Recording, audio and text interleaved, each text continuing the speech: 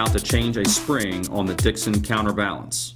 Prior to any work, reference the safety section on page 14 of the loading arm manual and wear personal protective equipment or PPE during the adjustments and installation of a new spring.